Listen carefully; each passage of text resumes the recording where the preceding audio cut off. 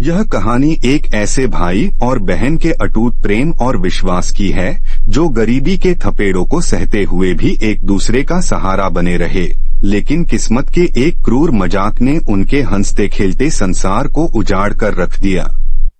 Film मन मंदिर साल 1971 में पर्दे पर आई थी, जिसका निर्देशन तापी चाणक्य ने किया था। इस फिल्म की सबसे खास बात यह है कि इसमें संजीव कुमार और वहीदा रहमान जैसे दिग्गज कलाकारों ने अपनी अदाकारी का जादू बिखेरा है।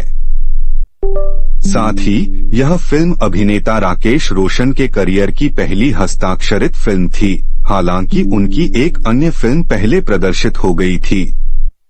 फिल्म का संगीत लक्ष्मीकांत प्यारेलाल ने दिया है, जो कहानी की संवेदनाओं को और गहरा बनाता है। कहानी की शुरुआत दीपक और उसकी छोटी बहन लक्ष्मी से होती है। दीपक का किरदार संजीव कुमार ने निभाया है, जो अपनी बहन के लिए पिता और माता दोनों का प्यार समेटे हुए हैं। बचपन में ही माता पिता का साया सिर से उठ जाने के बाद दीपक ने लक्ष्मी को बड़े ही लाड प्यार से पाला है। वे दोनों एक बेहद साधारण और गरीब जिंदगी जीते हैं, लेकिन उनके बीच का प्रेम किसी भी राजमहल की सुख सुविधा से कहीं बड़ा है। दीपक एक टैक्सी चलाकर अपना घर चलाता है। उसकी मेहनत और ईमानदारी ही उसकी सबसे बड़ी पूंजी है। वह दिन रात पसीना बहाता है ताकि उसकी बहन को किसी चीज की कमी न हो और वह अपनी पढ़ाई पूरी कर सके। दीपक के जीवन में खुशियां तब आती हैं जब उसकी मुलाकात कृष्णा से होती है, जिसका किरदार वहीदा रहमान ने निभाया है। कृष्णा एक बहुत ही सुशील और समझदार युवती है। जल्द ही दीपक और कृष्णा का विवाह हो जाता है। कृष्णा के साथ उसका छोटा भाई रामू भी उनके घर रहने आता है। अब दीपक का परिवार बड़ा हो गया है। एक तरफ उसकी प्यारी बहन लक्ष्मी है, दूसरी तरफ उसकी पत्नी कृष्णा और उसका साला रामू। दीपक अपनी टैक्सी से जो कुछ भी कमाता है, उससे वह इन तीनों की जरूरतों को पूरा करता है। घर में हंसी खुशी का माहौल है और जल्द ही कृष्णा के गर्भवती होने की खबर पूरे घर में उल्लास भर देती है। दीपक और लक्ष्मी आने वाले नन्हे मेहमान के स्वागत की तैयारियों में जुट जाते हैं, लेकिन इस सुखद वातावरण के पीछे दुखों का एक काला साया मंडरा रहा था। कृष्णा का भाई रामू गलत संगत में पड़ चुका था। वह घर के संस्कारों को भूलकर आवारा दोस्तों के साथ घूमने लगा था। अपनी अय्याशी और दोस्तों को पार्टी देने के लिए उसे पैसों की जरूरत थी। एक दिन वह चुपके से अपनी बहन कृष्णा का कीमती हार चुरा लेता है ताकि उसे बेचकर अपने दोस्तों पर पैसे उड़ा सके। यह चोरी घर में अशांति का कारण बन सकती थी, लेकिन दीपक की ईमानदारी ने उसे एक बड़े संकट से बचा लिया। दरअसल एक दिन दीपक की टैक्सी में एक अमीर जौहरी श्याम लाल का नोटों से भरा सूटकेस छूट गया था। दीपक ने बिना किसी लालच के वह सूटकेस श्याम लाल को लौटा दिया। दीपक की इस नेकदिली से श्याम लाल बहुत प्रभावित हुए। जब उन्हें पता चला कि रामू ने कृष्णा का हार किसी दुकान पर बेचने की कोशिश की है, तो उन्होंने वह हार वापस खरीद लिया और दीपक को लौटा दिया। श्यामलाल दीपक के स्वभाव से इतने खुश थे कि उन्होंने अपने डॉक्टर बेटे शंकर का रिश्ता दीपक की बहन लक्ष्मी के लिए प्रस्तावित किया। शंकर की भूमिका राकेश रोशन ने निभाई है। दीपक के लिए यह किसी सुनहरे सपने के सच होने जैसा था। वह अपनी बहन को एक अमीर और पढ़े लिखे घर की बहू बनते देखना चाहता था। वह खुशी खुशी श्याम लाल के घर रिश्ते की बात पक्की करने जाता है। उसे लगता है कि अब उसके दुखों के दिन खत्म हो गए हैं और उसकी बहन एक राजरानी की तरह रहेगी। लेकिन जब वह श्याम लाल के घर पहुंचता है तो वहां उसकी दुनिया पूरी तरह उजड़ जाती है। एक जांच के दौरान यह पता चलता है कि लक्ष्मी गर्भवती है। यह खबर दीपक के लिए किसी वज्रपात से कम नहीं थी। जिस बहन को उसने अपनी पलकों पर बिठाकर रखा, जिसकी पवित्रता पर उसे कभी संदेह नहीं था, उसके बारे में ऐसा सच सुनकर वह भीतर से टूट जाता है। दीपक को समझ नहीं आता कि यह सब कैसे और कब हुआ। वह गहरे सदमे और अपमान की स्थिति में घर लौटता है। लेकिन विपत्तियों का सिलसिला यहीं नहीं रुकता। किस्मत ने दीपक के लिए दुखों का एक बड़ा अंबार लगा रखा था। इस सदमे के तुरंत बाद रामू की एक कार दुर्घटना में मौत हो जाती है। घर में मातम छा जाता है। दूसरी तरफ कृष्णा की प्रसव पीड़ा शुरू हो जाती है।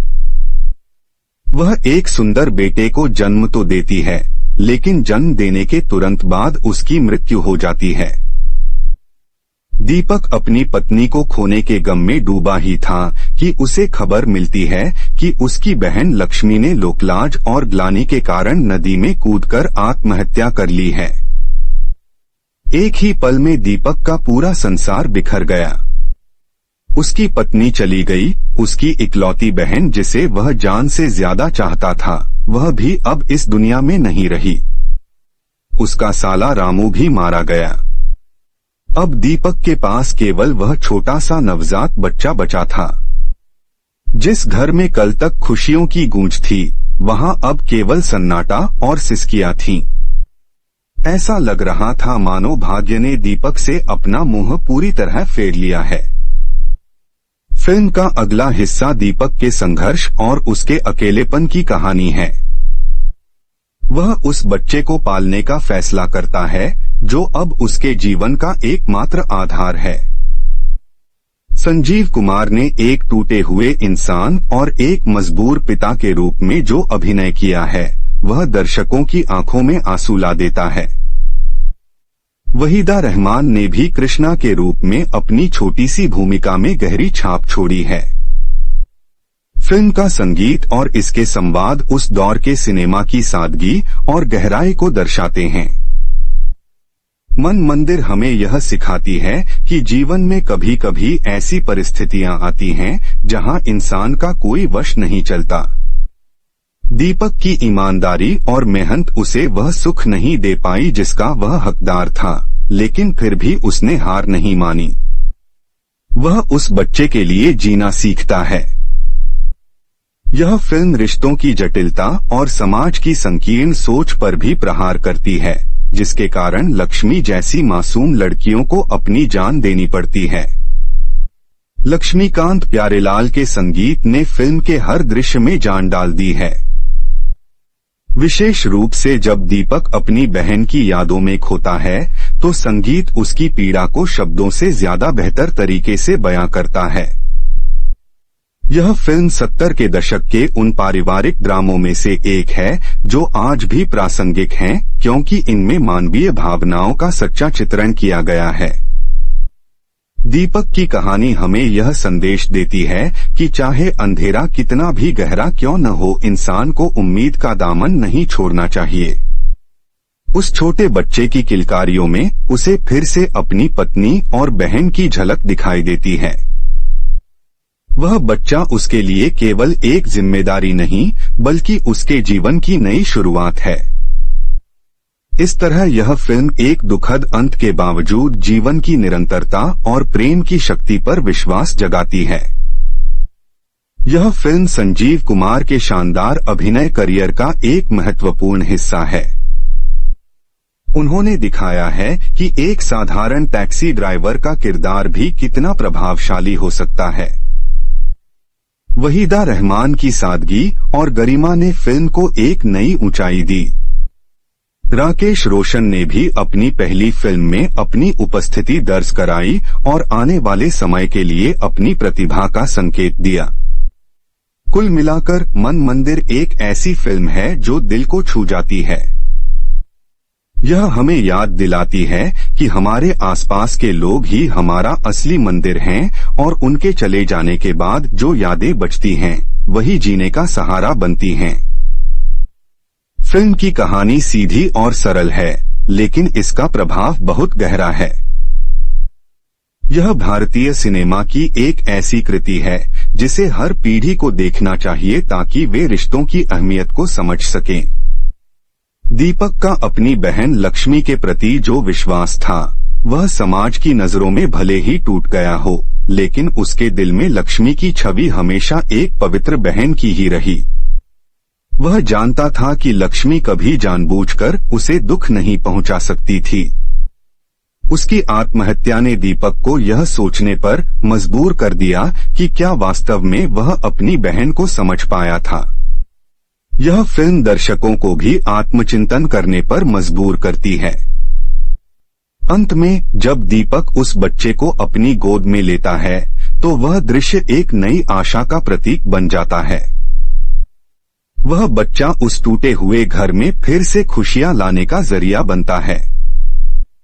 दीपक ने अपनी सारी खुशियां खो दी थीं, लेकिन उसने अपने कर्तव्यों को नहीं छोड़ा। यही एक सच्चे नायक की पहचान है। मन मंदिर एक ऐसी दास्तां है जो सदियों तक सुनाई जाएगी, क्योंकि यह प्रेम, त्याग और मनुष्य की सहन शक्ति की कहानी है। इस फिल्म का हर मोड़ हमें जीवन की अनिश्चितता के बारे में बताता है। कैसे एक पल में सब कुछ सही होता है और दूसरे ही पल में सब कुछ खत्म हो जाता है, लेकिन फिर भी मनुष्य की जिजीविषा उसे आगे बढ़ने के लिए प्रेरित करती है। दीपक का चरित्र इसी जिजीविषा का प्रमाण है। वह उस खंडहर बन चुके घर को फिर से एक मन का मंदिर बनाने की कोशिश करता है, जहां केवल उस बच्चे का भविष्य और उसकी पुरानी यादें ही देवता की तरह विराजमान हैं।